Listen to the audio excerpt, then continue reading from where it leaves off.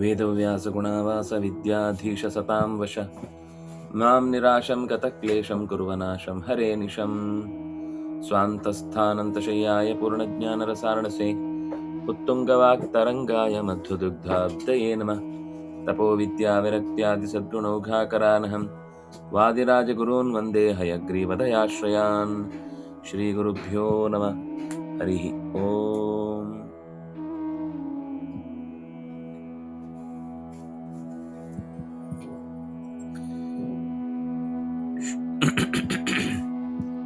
ವಾದಿರಾಜಗುರುಗಳು ಆಚಾರ್ಯ ಮಧ್ವರ ಪರಂಪರೆಯಲ್ಲಿ ವಿಷ್ಣುತೀರ್ಥರ ಸಂಸ್ಥಾನದಲ್ಲಿ ಕಂಡ 20ನೆಯ ಯತಿಗಳು ಅಂತ ಪ್ರಸಿದ್ಧ. ಸುಮಾರು 1480ರಿಂದ 1600ರ ತನಕ, ಅಂದರೆ 120 ವರ್ಷಗಳ ಪೂರ್ಣ ಬದುಕನ್ನ ವಿಷಯಮ ದೇವಹಿತಂ ಯದಾಯುಹು ಅನ್ನುವಂತೆ ಪೂರ್ಣವಾದ ಬದುಕನ್ನ ನಡೆಸಿದವರು. ಅವರ ಕಾಲಘಟ್ಟದ ಬಗ್ಗೆ ಅನೇಕ ದೀರ್ಘ ಘಟನೆಗಳ ಉಲ್ಲೇಖವನ್ನ ಬೇರೆ ಬೇರೆ ಸಂದರ್ಭದಲ್ಲಿ ಮಾಡ್ತಾರೆ. ನಮ್ಮಲ್ಲಿ ಹೆಚ್ಚು ಕಮ್ಮಿ ಅವರ ಬಗ್ಗೆ ಉಲ್ಲೇಖ ಇರುವುದು ಹೌದಾದ್ರು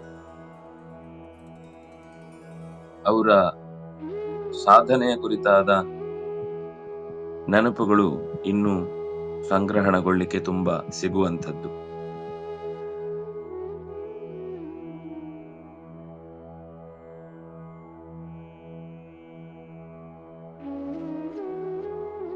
ವಾದಿರಾಜ ಚರಿತಾಮೃತ ಅಂತ, ಗುರುಚರಿತಾಮೃತ ಅಂತ, ವೃತ್ತರತ್ನ ಸಂಗ್ರಹ, ಹೀಗೆ ಅನೇಕ ಅವರ ಕುರಿತಾದ ಸ್ತೋತ್ರ ಸಂಗ್ರಹಗಳು ಸಿಗ್ತವೆ. ಸುರೋತ್ತಮ ತೀರ್ಥರು ಅಂತ ಭಂಡಾರಕೇರಿ ಮಠದ ಯತಿಗಳೊಬ್ಬರು.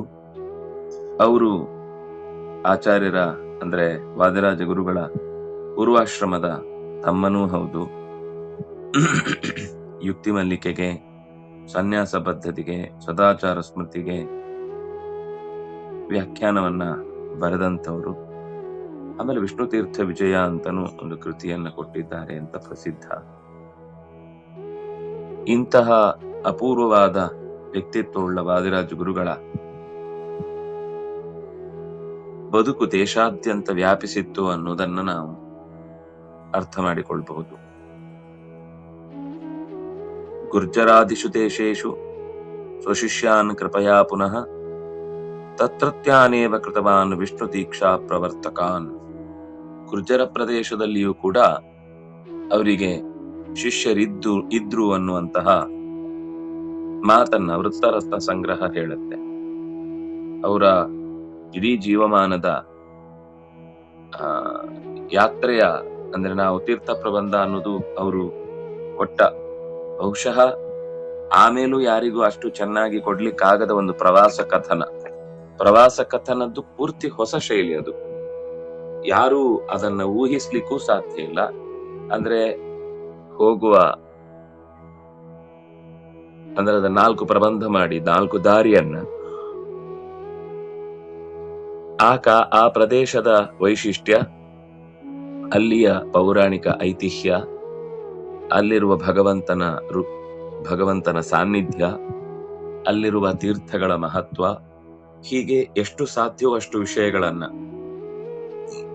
ನಾವು ಈಗಲೂ ನೋಡ್ತೇವೆ. ಎಷ್ಟೋ ಜನ ಈ ಪ್ರವಾಸ ಕಥನ ಅಂತ ಬರೆದವರು ಸಿಗ್ತಾರೆ. ಆದ್ರೆ ಆ ಪ್ರವಾಸ ಕಥನದ ಹಿನ್ನೆಲೆಯಲ್ಲಿ ಅವರ ಯಾವುದೇ ರೀತಿಯ ನಾನ್ ಹೀಗ್ ಮಾಡಿದೆ, ನಾನಲ್ಲಿ ಹೋದೆ, ನಾನು ಹಿಂಗ್ ಕಂಡೆ, ಅಥವಾ ಅವರ ಜೀವನದ ಅನುಭವ, ವಿಶ್ವಗುಣಾದರ್ಶ, ಚಂಪು ಇತ್ಯಾದಿಗಳೆಲ್ಲ ಆಮೇಲೆ ಬಂದದ್ದಿದೆ.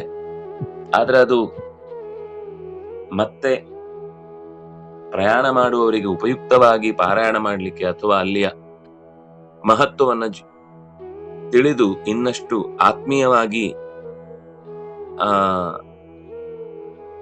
ಆತ್ಮಸಾತ್ ಮಾಡಿಕೊಳ್ಳಿಕ್ಕೆ ಒಂದು ದಾರಿ ಅನ್ನುವ ಹಾಗಿನ ಯಾವುದೇ ಸಂಗತಿಗಳು ಅಲ್ಲಿ ಕಾಣ್ಲಿಕ್ಕೆ ಸಿಗುವುದಿಲ್ಲ. ಹಾಗಾಗಿ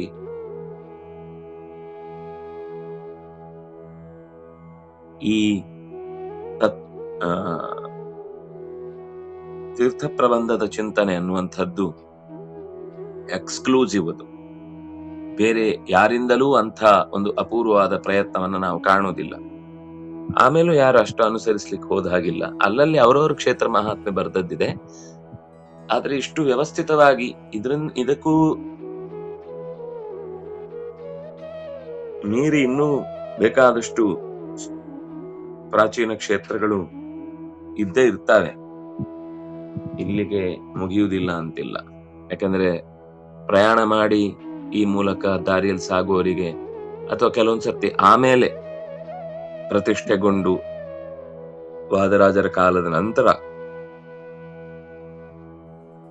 ಪ್ರಸಿದ್ಧಿಗೆ ಬಂದವುಗಳು ಇರಬಹುದು ಕೆಲವು. ಅಂದ್ರೆ 400 ವರ್ಷದ ಇತಿಹಾಸ ಇರುವಂತದ್ದಾದ್ರೆ ವಾದರಾಜರ ಕಾಲದಲ್ಲಿ ಅದು ಕಾಣದೇ ಇದ್ದಿದ್ದು ಆಮೇಲೆ ಪ್ರಕಟಗೊಂಡಿತು ಅನ್ನುವ ರೀತಿಯಲ್ಲೂ ಕೂಡ ಇನ್ನೂ ಕೆಲಸ ಮಾಡಲಿಕ್ಕೆ ವಿಷಯಗಳು ಸಿಕ್ಕೇ ಸಿಗ್ತವೆ. ಅವರು ಗ್ರಂಥದ ಮೂಲಕ ನಮಗೆ ಅತ್ಯಂತ ಪ್ರಮುಖರು.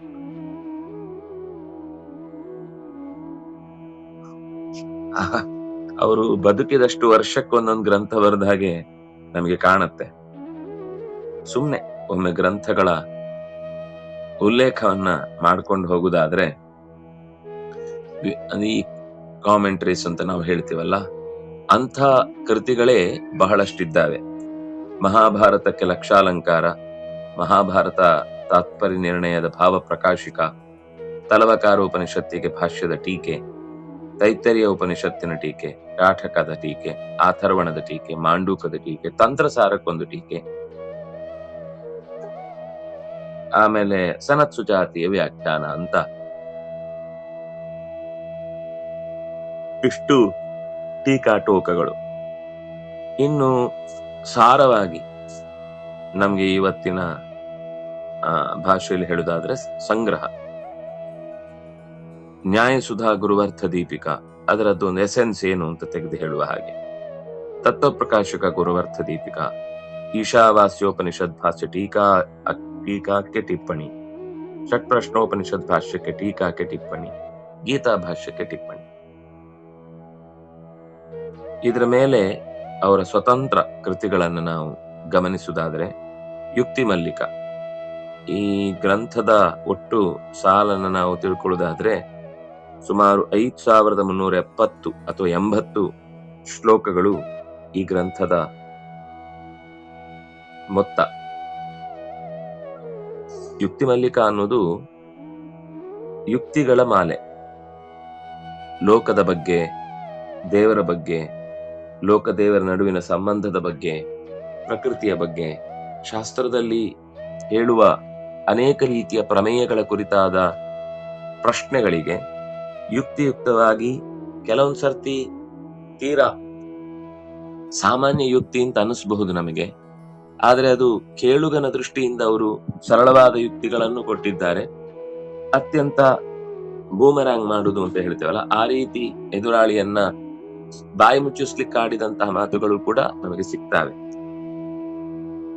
ಇನ್ನು ನ್ಯಾಯರತ್ನಾವಲಿ, ಚಕ್ರಸ್ತುತಿ, ಉಪನ್ಯಾಸ ರತ್ನಮಾಲ, ಹರಿಭಕ್ತಿ ಲತಾ, ಶ್ರುತಿ ತತ್ವ ಪ್ರಕಾಶಿಕ, ಸದಾಚಾರ ಸ್ಮೃತಿ, ಸಂಕಲ್ಪ ಪದ್ಧತಿ, ಏಕಾದಶಿ ನಿರ್ಣಯ, ಭೂಗೋಳ ನಿರ್ಣಯ, ತಾರತಮ್ಯಕ್ಕೆ ಸಂಬಂಧಪಟ್ಟಂತೆ ಒಂದು ಕೃತಿ, ಚಿಂತಾಖಂಡನ ಸ್ತೋತ್ರ, ಪಾಷಂಡ ಖಂಡನ ನ್ಯಾಸ ಸ್ತೋತ್ರ, ಪಾಷಂಡ ಮತ ಖಂಡನ, ಆಮೇಲೆ ಕಲ್ಪಲತಾ ಬಹಳ ಪ್ರಸಿದ್ಧವಾದದ್ದು, ವಿವರಣ ವ್ರಣ, ಚುನಕಮಾಲ, ಮುಹೂರ್ತ ರಾಜ,